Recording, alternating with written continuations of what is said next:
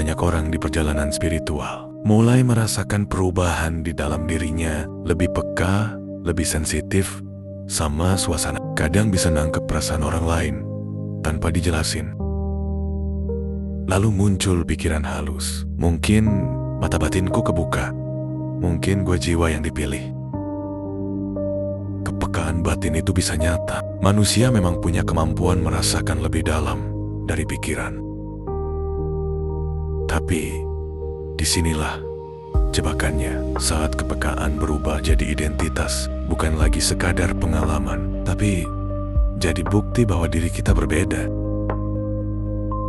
Al-Ghazali pernah mengingatkan, hati manusia bisa jadi tempat cahaya, tapi juga bisa jadi tempat ilusi.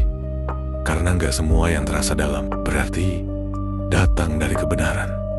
Kadang itu cuma pikiran yang terasa meyakinkan. Rumi juga pernah bilang, jangan sibuk mencari kemampuan khusus. Carilah hati yang bersih. Karena yang mendekatkan manusia ke Tuhan bukan kemampuan, tapi kerendahan hati. Ibnu Arabi menjelaskan sesuatu yang menarik. Semakin dekat seseorang dengan Tuhan, biasanya dia nggak sibuk dengan pengalaman batin. Dia sibuk memperbaiki dirinya.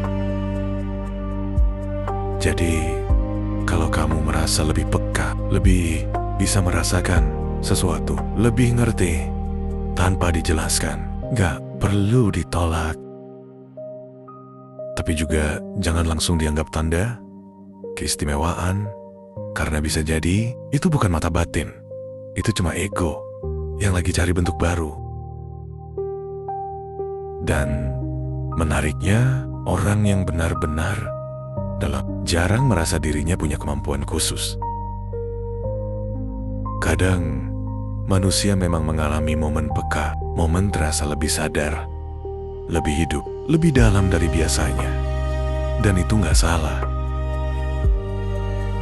Yang penting bukan apakah mata batin terbuka atau tidak, tapi apakah hati kita makin lembut. Apakah kita jadi lebih rendah hati, lebih sabar, lebih jujur melihat diri sendiri. Karena kalau kepekaan membuat kita merasa lebih tinggi, kemungkinan besar itu bukan kedekatan dengan Tuhan, tapi kedekatan dengan ego.